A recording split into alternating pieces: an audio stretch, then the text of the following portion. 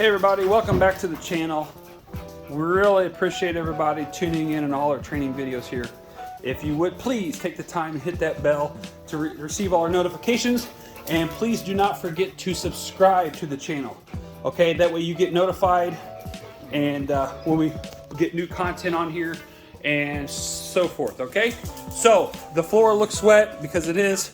I just flushed some water on there, cleaned the floor up and whatnot. So and we just gave them some water to drink and whatever. We've been training in here for quite some time. So anyway, all right, so it's evening. It's way past dark time. It's evening. The dogs all have eaten their supper a few hours ago, and they're going to be a little loud on the other side of this wall right here. That's where the puppies are on that side. It's going to be a little loud over there just for the fact that they're going to be winding down for the evening. Usually when that happens, they get very playful and they get full of energy because they've eaten, and then it'll get quiet. So if you hear a bunch of barking on that side, that's what that is, okay? All right, so I got a lot of questions not too long ago, and I mentioned this on my previous videos, one of them or two, I don't remember which, that we've got some individuals that are out there, they're claiming that they are training with sound stuff and they know what they're doing and they're the ones that started it and blah, blah, blah, blah, blah. I don't really care if they're claiming that. I can care less. The important part is that we're all doing our part to train our dogs. Who gets the credit of it? I don't care, okay? That doesn't bother me that people try to take our ideas and claim it as their own. That's no biggie. It doesn't offend me. It actually flatters me that they do that. But anyhow, so I want to explain to everybody, when I say, you know, what we're doing and how we're doing it, okay? For those of you who've been following me for quite some time, you know how we do those things and whatnot. But I want to show you tonight, this little doggy here is Phoebe. She's running around, she's playing with the tennis ball. She loves playing fetch, so does Luke.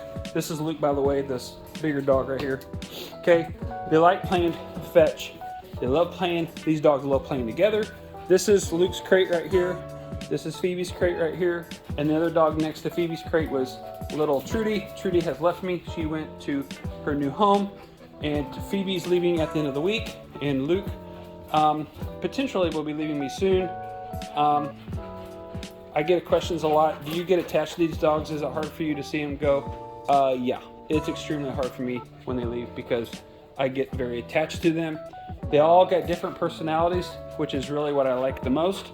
I like Phoebe because she's very streamlined dog, and she likes to have fun, but she knows when to chill out. And like I took her to the vet, and I took Luke Luke's going to the vet here again to get up to date on his vaccines. But every time I take my dogs to the vet, everybody's like, "Your dogs are so good. They're so sweet. They're so mellow, and they're so well behaved." And I spend time with them. I don't make them robots, okay? Everybody knows that. I don't make my dog robots. I allow the airs. It keeps them to have a good personality, and then I spend time with them to build that character. And if you know me personally, you'll know that I have a lot of character. That was an attempt at a very poor joke. All right, so back to the point of this is people ask me about my sound training and like how intense do you get on your sound training? What really is it? Blah, blah, blah. When I reveal this kind of stuff, it's not some secret, but it does open me up for people to steal our ideas. It's not that big of a deal. I really don't care. Again, it's all about you know, people having integrity and being honest and not trying to claim something that like, oh, they're the only ones doing it or they're the first ones that created this, because they're not. And anyhow, so this is what we do. I'm going to show you just a little bit of it and kind of show you not necessarily how to get started, but what it looks like for the dogs and what the dogs and how the dogs handle it. Okay, so the first thing is I have an air compressor. Okay, now I use this to obviously clean the shed because it gets really dusty. I live in the country and it gets very dusty in here. I have ventilation system in here, like a very serious ventilation system, because it's to code, but it still gets dusty. Okay, so we have this. We could dust take the dogs out, let them play, and then dust the building out with the ventilation. It pulls all the dust out. Blah blah blah blah blah. Mr. Sleepyhead is tired. Anyway, so what I do is I got the air compressor on and I push this to bring the PSC down, okay, on the air compressor. And what it does, it kicks on the motor. And what it does is it teaches these guys how to handle spontaneous sounds out of the middle of nowhere, and which the furnace could come on, or something crazy could happen, a gunshot could go off, a tornado sirens could go off. We don't know what could happen, okay? That's life. But someone could knock at the door, what have you, okay? I've got a bunch of tools over there for training as well, making a bunch of racket, what have you, okay? All right, so I leave a bucket of water here, which is right by my foot, so they can drink anytime when we're doing training. All right, you don't want to do that at your house. So here we go. We do air compress, they play, and I always do this with a young puppy as well. Before I kick the motor on here in just a second, I'm going to explain this. Do not do this with your puppy at 8 weeks old. Do not do this with your dog at 9 weeks old. Like really close proximities, okay? Make sure you're doing this noise from a distance at first. Work your way up. Do other noises first, and then you can work into something like this, okay? So they're coming at me. I'm going to get them as they're running away. See how their back is sitting? Run the straight down. It's going to get really loud. Okay, they look at me, they check it out, they look towards me. They're not scared, they go towards me, okay? Now, if you're... So I'm going to let that go. Step away from it so that I can actually speak to you. Okay, the dogs learn to deal with the noise, and this is just one noise I'm using for example, okay?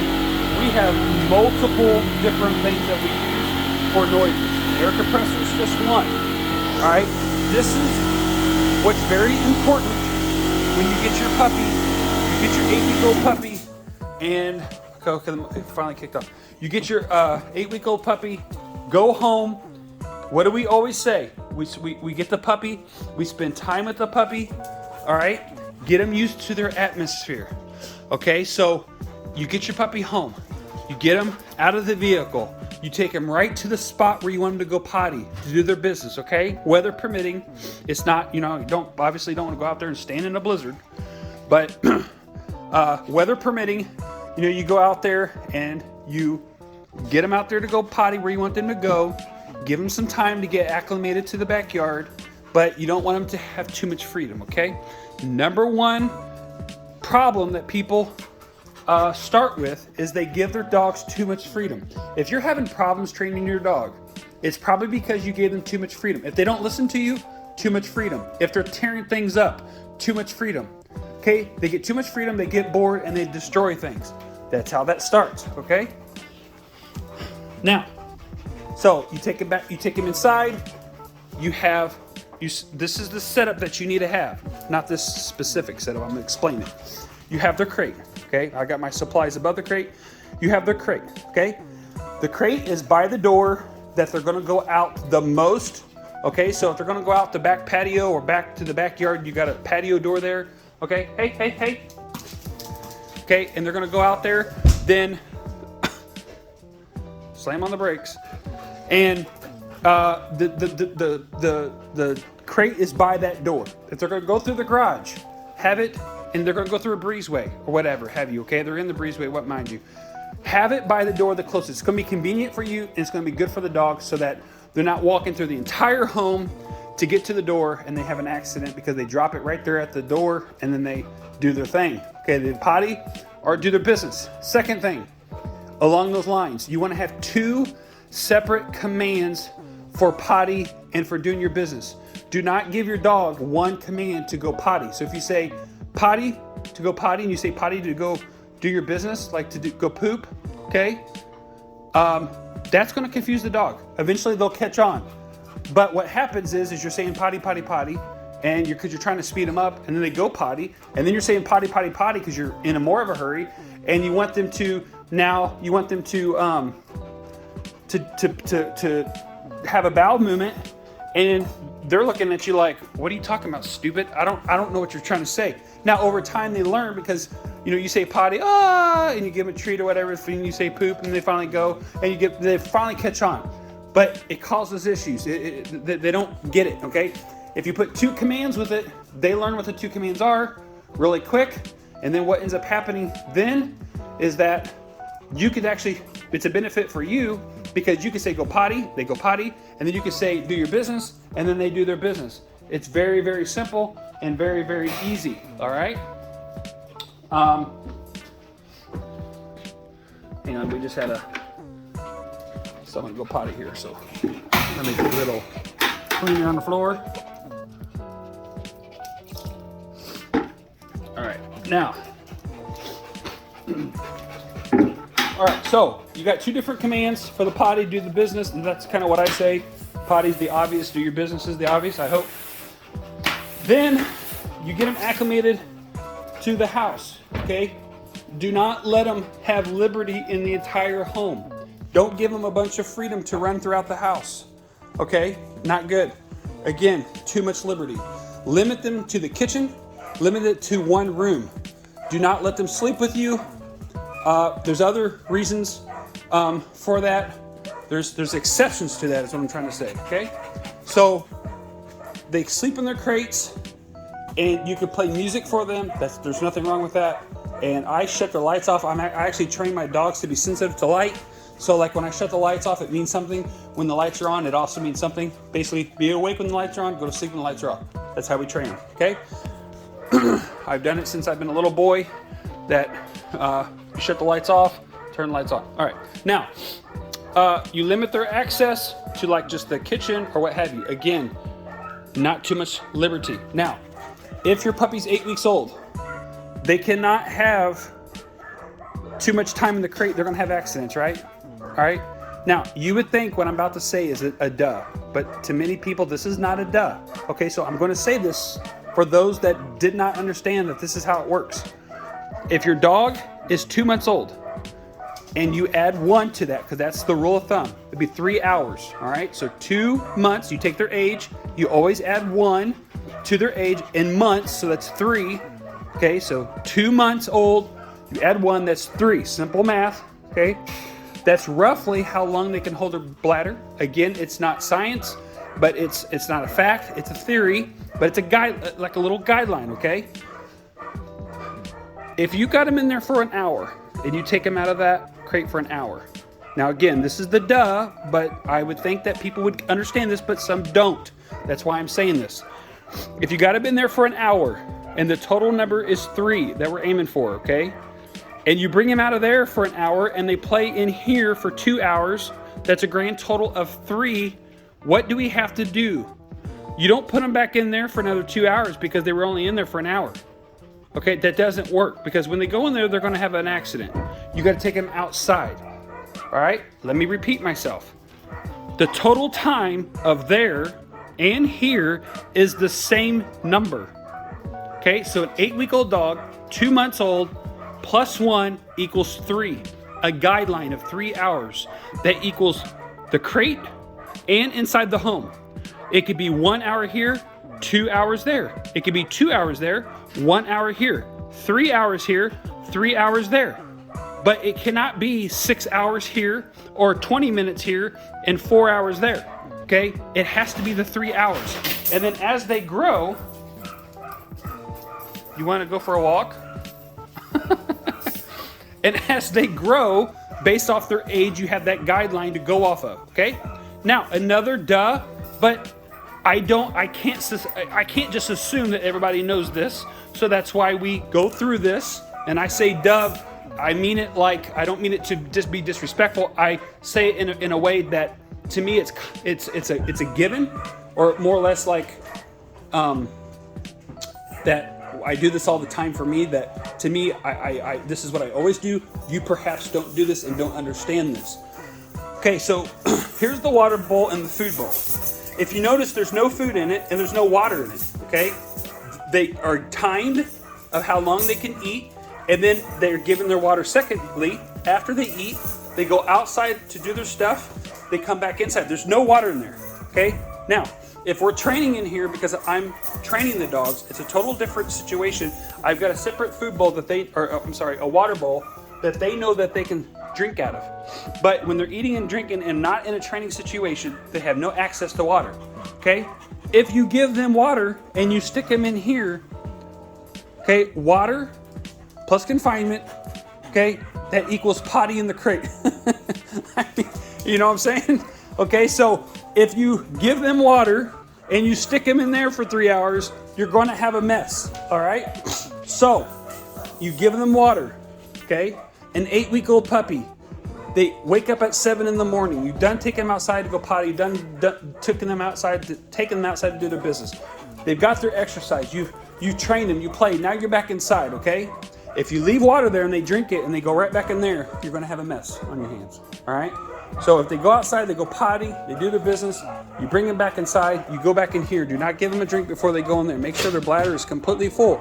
If they're going in there and they're peeing after they went outside and peed, okay, 2 things. 1, they drank too much water. You fill that completely full and they guzzled it down. Their flank is completely swollen. They look like they're bloated. No, Luke. They look like they're bloated, right? And they're full of water. They're going to have an accident in there. Secondly, they have a UTI. Okay, they have the feeling that they have to pee all the time, and so they constantly pee. All right, so you limit that. Limit the water. They go potty, 6 ounces of water for an 8-week-old puppy per meal. A puppy's eating 3 times a day, 7 in the morning, at noon, and at 5 in the afternoon. And 8, give them 6 ounces of water per meal. That should be suffice. And then you go outside. Now, again, I'm giving you a guideline. Every dog is different. I cannot feed and give her the amount of water that the same as Luke does.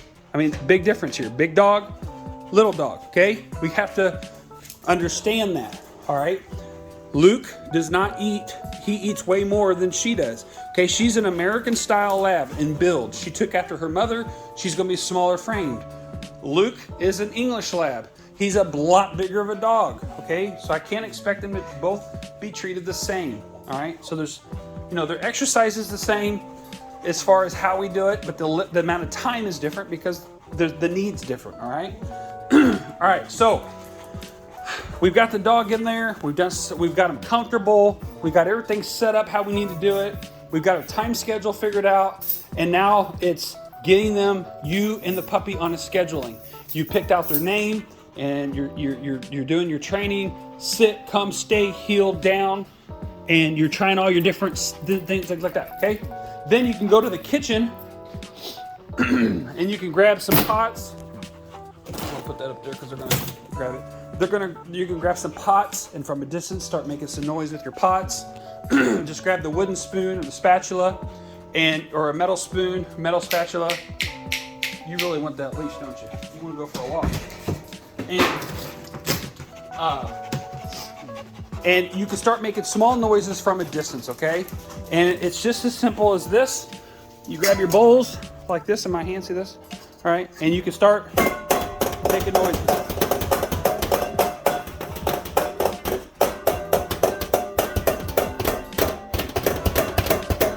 Start from really quiet from the distance. I'm about to drop them. They walk past it, they observe it, but they're not running away. They don't have their tails up against their butts. Their ears are relaxed. And you drop it. No big deal. Matter of fact, they're trying to investigate what's going on. Okay? All right.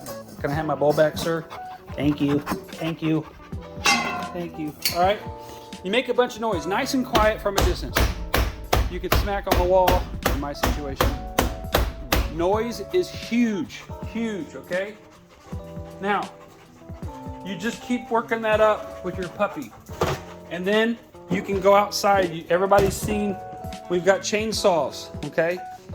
We make all kinds of different noise. I got all kinds of tools over here that I can make noises with. Well, it doesn't work good on there.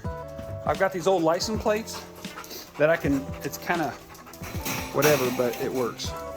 So I can basically put them like this and smack them. And I can throw them. Okay? And when dogs see this go over their heads like this, you see a lot of people use umbrellas to flash umbrellas in front of them. just large items. Again, you're going to go slow with your puppy.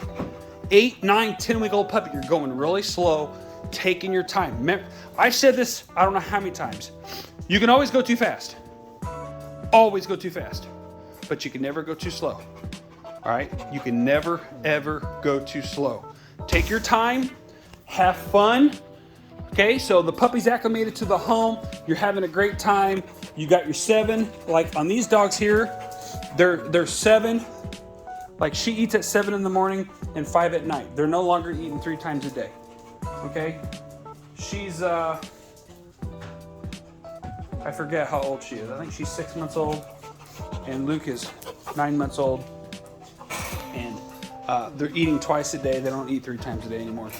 And so you give them the freedom like we're doing here, okay? And you work them up and you get them on a program. 7 in the morning, 5 at night. They know the routine, okay?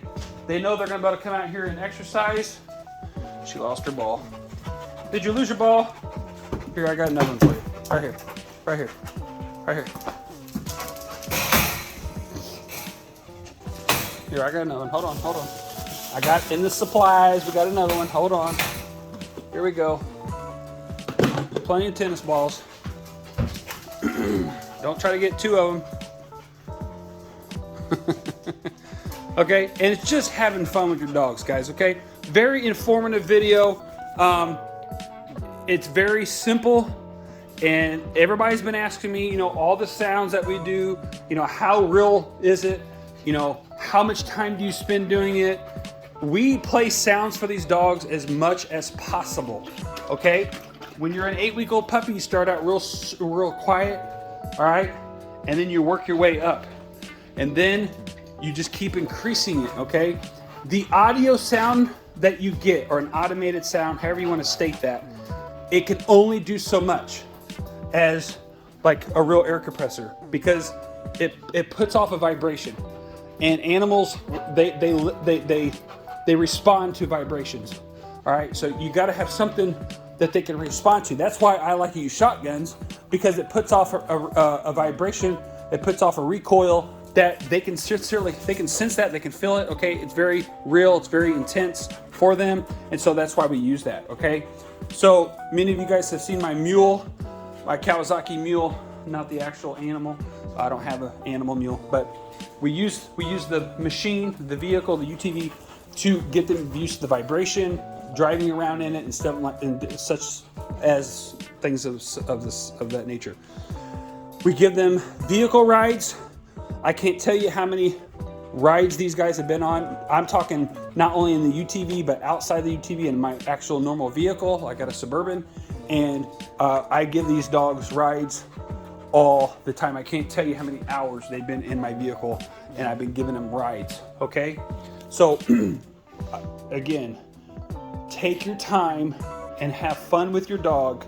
And, you know, people say, I can't train my dog, we're not very good at it, or what have you. It's because we're making it too complex, okay? Have fun with them, make noises around your house. I mean, even if you've only got a broom, okay? I've only got a broom.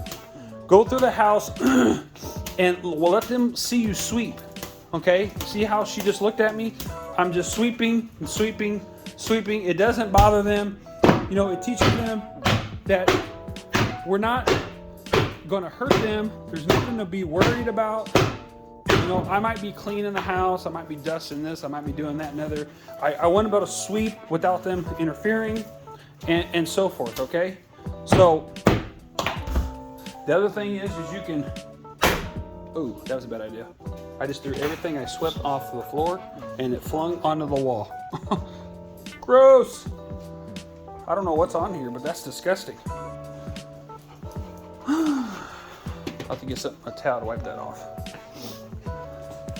Must have been something wet on the floor. Was there something wet on the floor, guys? Huh? Where'd that go? Here we go. Yes. Oh, I know. That's off the tire. That's what that's off of. All right. Hey, hey, hey, hey, hey, hey. Hey! That's mine!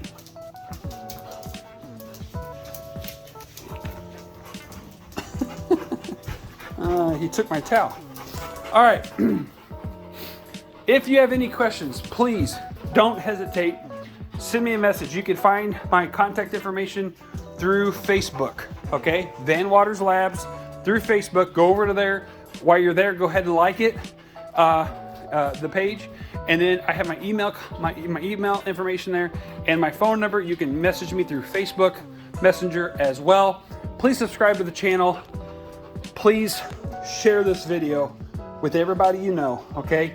Again, I'm producing these videos, making these videos, whatever the terminology would be, you know, creating these videos, I guess, so that everybody can learn a method, okay? I'm not gonna sit here and tell you that this is the only way of training dogs, because it's not. I'd be lying to you, and I'm not gonna do that. This is a method. This is a method that's been proven. It's been a method that works, okay? It's a method, and that's basically all it is, all right? So I wanna show everybody a method, and that way you can train your dog with a method, and you can have an idea how to train your dogs and be successful, okay? That's what this is all about, is being successful with your puppy, to train your puppy so that the puppy and the dog is all happy, you're happy, and we have less dogs in humane societies in the shelters. Folks, that's what this all boils down to, okay? It's family pets, companionship. Now, some of these dogs turn into hunting dogs. Some of them turn into, don't you even think about it. Some of them turn into, hey. No. Some of them turn into hunting dogs, you know, emotional support dogs, what have you, okay? But the purpose behind all this, no matter what they're going to turn into, is that we can train our dogs and have a know-how, okay? This takes me a lot of time. Time is money, okay? I'm giving you this method for free, okay? I charge people to train their dogs, okay? People that buy these dogs are paying a lot of money for me to train their dogs. I'm giving you what I'm giving to these dogs. I'm giving it to you for free. All I'm asking you to do is share the video, like the video, and subscribe to the channel. That's it. Okay? And that so that this channel will grow, and so that we can help educate everybody else, so that these dogs don't enter into, you know, not these dogs particularly, but dogs as a whole does not enter into a shelter, okay? Like we said before, why are dogs entering into the shelters? You say, well, you know, the breeders are not screening their families good enough. Perhaps, okay, perhaps. But that's easy for us to say because we're not in their shoes, all right? Because people can come in and paint a story, anything they want, all right? You can fill out an application to adopt a dog. You can lie on the entire application because you know exactly how to fill it in, all right? So a breeder can only do so much. You get the dog home, the dog has no training, it's out of control, and you can't handle it. The dog gets bad habits, it's not controllable. You're a tightwad, okay? And forgive me for being so rude, but that's just the fact of it. You're a tightwad and you don't want to spend the money to get the dog trained. Now you're too embarrassed to call the breeder up and say, hey, I've lost control of this dog, I can't get it trained. And so you got the back end to take yourself out in the country or somewhere and ditch this dog somewhere, okay? And you say, well, I'm not that kind of person. Perhaps you're not, but there are a lot of people out there that are, and it makes me sick, all right? So I am doing my part to help others, to educate others. This is not, like I said, this is not the only way. This is just a method, all right? I'm not gonna sit there and act like, well, this is the only way, and I'm charging you big money for this, and because, well, whatever, okay? I'm not gonna waste my time on that. I want to help as much as I possibly can in the community worldwide, all right? And I said worldwide because there's dogs worldwide. And if we can train our dogs, the other reason dogs are in humane societies or shelters, or they get abandoned out in the middle of nowhere, is financial issues. They're buying the dog because they're trying to keep up with the Joneses. Where's your ball? Where's your ball?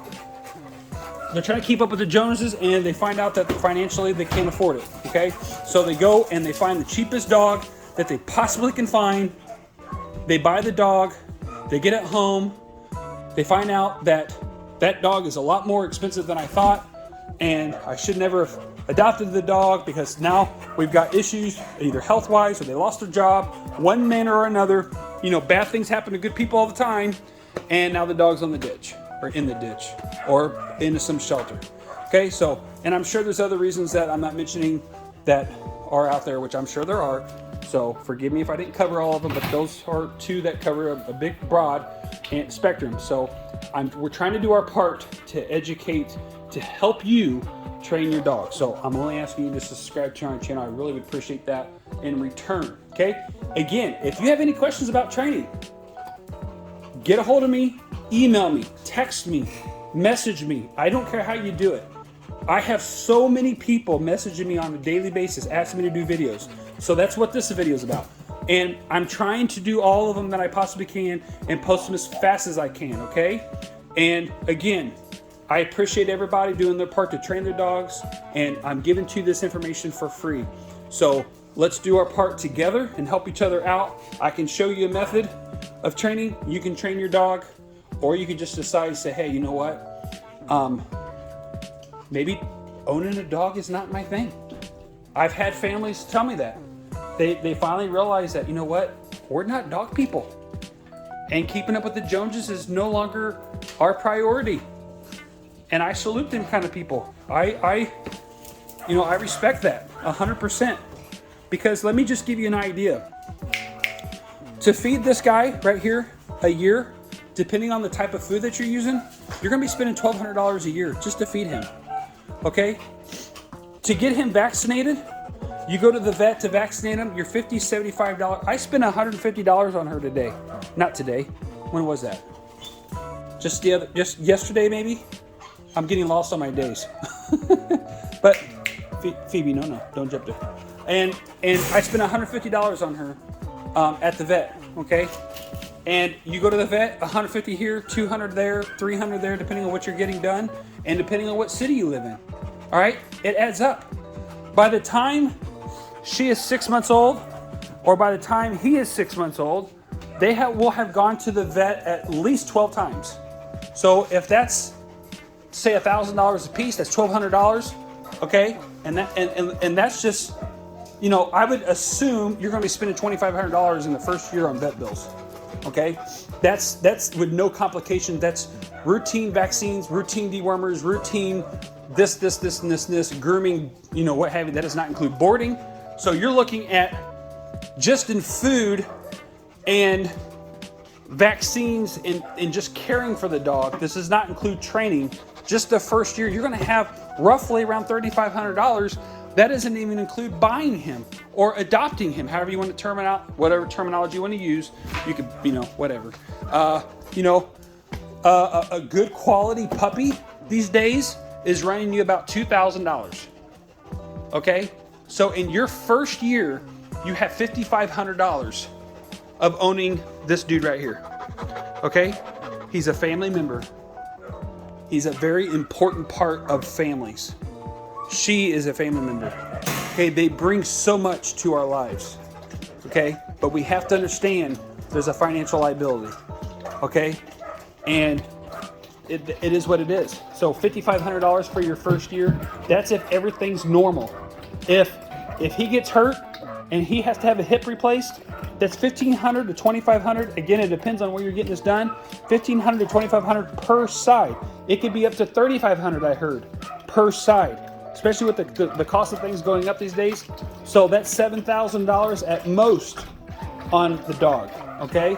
So if the dog jumps out of the back of the pickup truck or jumps off the couch, pops the bone out, it's got, you know, bad food, the lack of training, the lack of exercise rather, that can contribute, okay? Then you have training on top of that. So we've talked about roughly, let's say roughly $5,000 to keep our numbers easy, you know, to understand. If you board your dog, you could pay anywhere from, I've heard as low as $350 a week. I've heard as high as $900 a week. Okay, that's if you're boarding your dog. Depending, again, it depends on what kind of facility. Okay, so that's boarding. So you board your dog 1 week a year, you're $5,500, and it doesn't include if he has anything, you know, if he, God forbid, swallows a sock, has surgery, it could go on and on and on and on, okay? So there's a financial situation there. So please understand that. We got to understand when we buy dogs and we own dogs, you know, having the facilities to take care of them, having, you know, the proper food, the you know, a good veterinarian. I mean, it's all going to cost.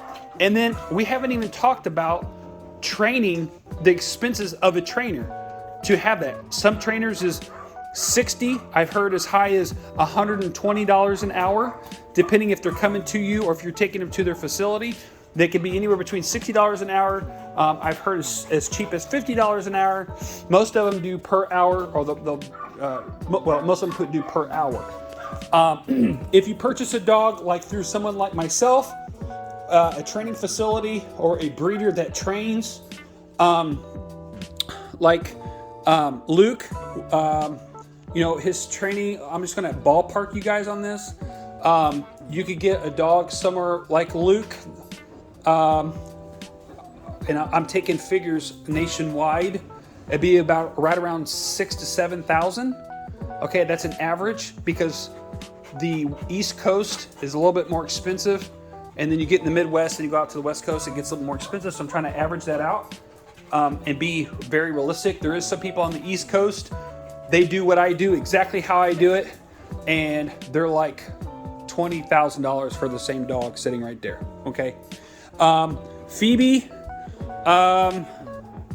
she is, I believe, right around, to get a dog like her would cost you anywhere between $3,500 and probably $4,500. Again, that's on the cheap side.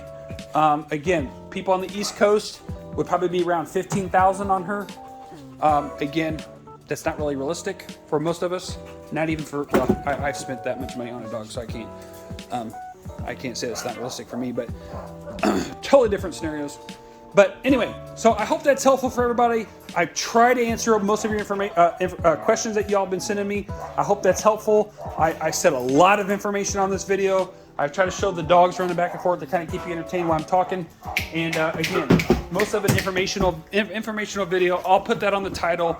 It's not going to be no clickbait or anything like that. I'll state it's going to be an informational video about, you know, introducing a dog when they get home, and, you know, costs of dogs. You know, be aware of how much dogs are costing, why we do what we do, and so forth. So I hope that those of you that have emailed me those questions about the sound as well, I hope that answered your questions. If not, send me another email, text me, and we will go into even greater depth. I'm already 38 minutes long. Again, please subscribe to the channel. Please share the video, and we will see you.